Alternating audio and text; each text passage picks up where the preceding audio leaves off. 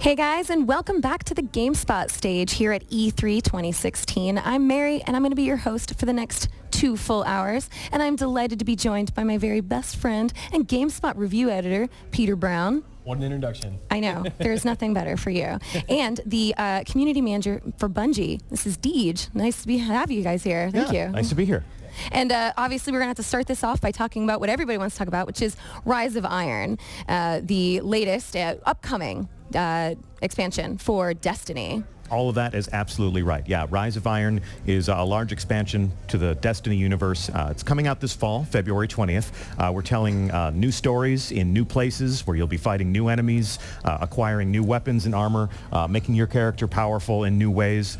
This is something that we just revealed just prior to E3. We got to have a conversation with our community on Twitch, interviewed some of the developers who are also here with me at E3 as part of our Bungie away team, and we're really excited to be welcoming the Guardians back to Destiny to continue their adventures and evolve their characters in some brand new and exciting ways. Yeah, it sounds like you guys have been constantly working with the players to see and get feedback back and forth, and one of the main things that I'm sure you guys were very eagerly anticipating was the announcement of the Gjallarhorn and bringing that back. Can you tell us a little bit more about it? Is it going to be as powerful as it once was? Well, the Gjallarhorn will be actually even more powerful because its power levels are going to need to rise so that it can help the Guardians confront this new threat. They have an all-new enemy to fight. The Gjallarhorn will be restored to its old prowess. It was one of the most iconic weapons in the first year of Destiny. That's right. And we're really looking forward to putting it back into the hands of the players.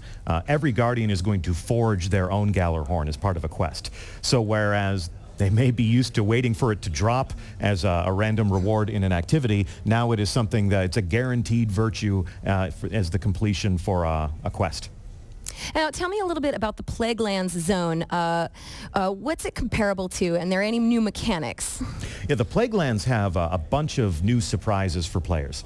It's a landscape that is forever transformed by the outbreak of a technological plague. The Fallen have discovered that force of technology. They're using it to twist their minds and their bodies in a bid to become machine gods.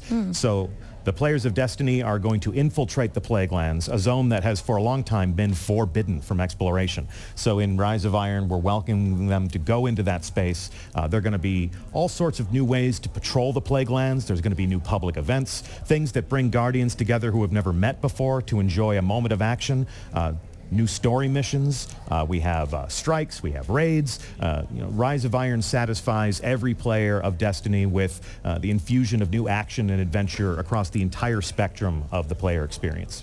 Now, do our new Fallen foes have any new moves that we should be aware of that current ones don't? Yeah, they got some surprises up their sleeve. They fight in some interesting new ways. They die in some interesting new ways. We had a studio-wide playtest on Friday just before we came down to E3, which was great for me to really be able to put eyes on what we were going to be talking about, and lay hands on a controller and experience it myself. And it's always great when you're facing a new foe, because when something new catches your eye and something takes you by surprise, I mean, that's part of the Destiny player experience. There's supposed to be moments that surprise you. It's supposed to be relatable, but also packed with new and interesting things to, entertain and delight. You guys have been working on expansions for a while now, and I'm curious, do you feel that you've sort of hit a stride where you understand what the player base wants and how to both deliver upon that and surprise them? Yeah, I think definitely we walk and talk differently as developers than we did the first year of Destiny. Destiny was a very new thing for Bungie. We were certainly used to making first-person shooters and story-driven experiences, but we've never had a game that was this ambitious, with the scope and the scale and the persistent connectivity, the persistent character progression. We were delving into a lot of new things for us. Now that we understand who our audience is, now that we know who our audience is and we know where we can listen to them and engage in conversation with them, certainly, there's a collaboration. We can take a lot of inspiration from them. We inspire them to do awesome things. They inspire us to do awesome things. In terms of hitting a stride, I mean, this is the 4th expansion in just under 2 years. So we've delivered pretty frequent content updates. Of course, any player of a game that truly loves that game wants more content all the time. We'd love to be able to satisfy that urge, but at the same time, we want to create things that we think are worthy of the passion and enthusiasm that they've invested into the game, that we've invested into creating that world for them to explore. So it's a healthy balance. We have people who create experiences like Rise of Iron that tell new stories and expand the boundaries of the world of Destiny. We also have a live team, and they're constantly giving players fresh reasons to come back to the game. Limited time events, even if it's just things that we did like in April, where it was like new gear sets, new playable activities, bringing new features online. We've got this chroma system now where your armor can glow in different colors. It's not just about kicking ass and making stuff blow up. It's about a game that is enabling your own creative expression. Because the character that you create is an expression of who you feel you would be as a hero in this world. I look at the equipment sets and I look at my friends who play this game a lot, and one of the things that they're very attracted to are the armor, and the weapons that they get.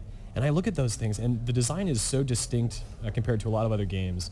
Destiny is very fashionable in that sense. I feel like I want to know more about how you go about designing these things, and maybe when something has taken the design a little bit too far. Like, how do you actually define, like, this fits the Destiny visual style, or this is redefining the Destiny visual style? I think creating a character and making that character powerful and making that character unique is an enormous component of the player fantasy.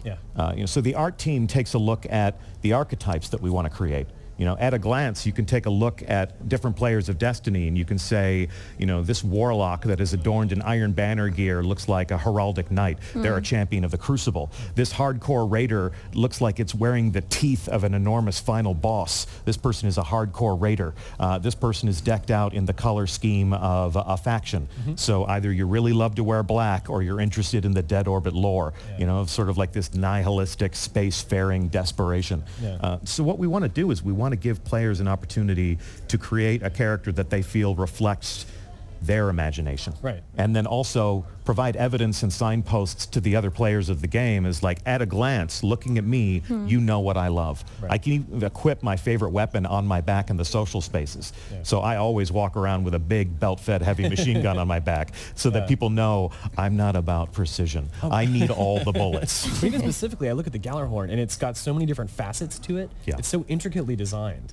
Like, how many iterations did you go through when designing that one? Oh, God. I mean, we actually have welcomed some of the concept artists onto the stream, and what would happen is, they would have an initial concept. Someone takes that initial concept and they literally do a paint over. And they're like, this rocket launcher looks beautiful, and it's ornate, and it's awesome, and it's definitely like an iconic weapon that I would love to add to my arsenal, but I'm going to put a lot of wolves on it. So it's definitely a collaborative experience. Everything starts with that spark of creative inspiration. It starts with an idea and a sketch. Then it becomes a hard surface 3D model, and then we go in and we add the color and the sparkle and the shine and all of the things that really make it the finished product. Then you slide that thing over to the sandbox team. They take that and they say, and a weapon this beautiful, a weapon this iconic with these gilded figures and these wonderful accents, this needs to be amazing. So we're going to fill it up with Wolfpack rounds. So this thing's going to be a cluster bomb launcher, Now, speaking of weapons, will there be any new weapons in the game that haven't been in any other games previously? Something brand new? Absolutely, yeah. We have all new armor sets, all new weapon sets. There are going to be new exotic weapons. There are going to be plenty of things to add to your inventory, to stow in your vault. That's essentially the reward for the action that you'll find in Destiny. Is you get new things, you add that to your inventory. Those things make you more powerful. They change the way you fight. We're going to have new ways for Guardians to feel powerful and to affect the way the combat sandbox works. New perks, new tactical abilities. So that's the Destiny player experience. You go out, you complete your missions, you defeat your enemies, you get awesome rewards that make you feel like you're evolving and you're becoming this legendary figure in the game. Now, there's also been already a raid confirmed. Is there anything that you can tell us about this raid? Raid confirmed. So we are facing off against the Fallen. The Fallen Devil Splicers are the enemy in Destiny Rise of Iron. They have burrowed deep into the old Golden Age vaults that are deep beneath old Russia, and they've found this terrible technology. We need to infiltrate their enemy stronghold and hopefully destroy the source of their power once and for all. So it delivers that raid promise. You're going to need a fire team of 6 players. Those players are going to need to do more than just show up. They're going to need to communicate. They're going to need to problem solve together. Raids are mysteries, mysteries that are solved by new teammates and old friends. And the less we tell people about the raid, the more the payoff, the greater the payoff is.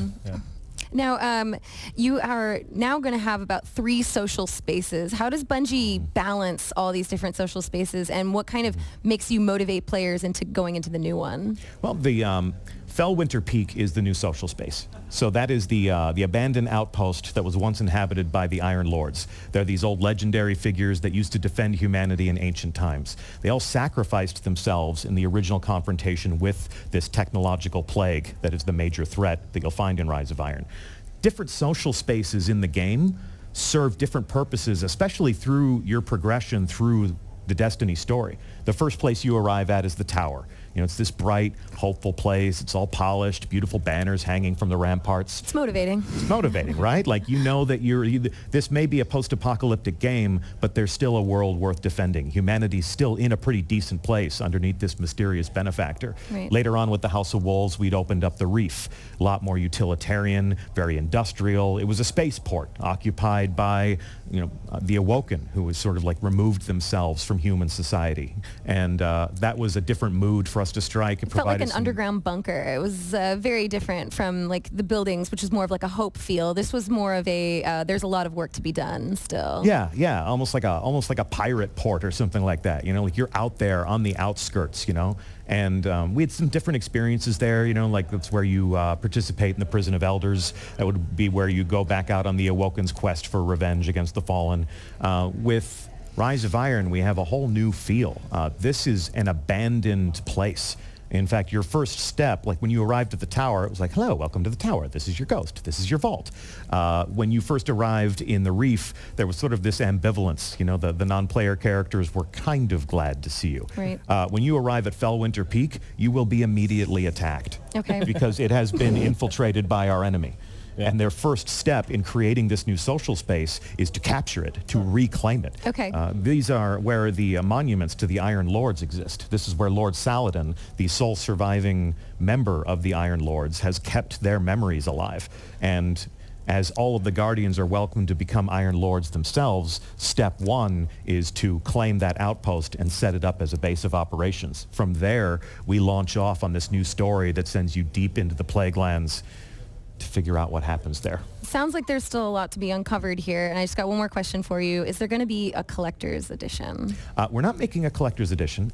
Certainly the Iron Gjallarhorn, which is a different variant of the Gjallarhorn. It's beautiful, black and silver. Walks like a Gjallarhorn, talks like a Gjallarhorn, but it's just, in my opinion, just a little sexier. And you can get that if you pre-order Rise of Iron before we launch. But we are having one version of Rise of Iron that people can buy on Xbox One and PlayStation 4. And that is available September 20th, is that right? This is absolutely correct. All right, thanks a lot, Deej. So you heard it right here.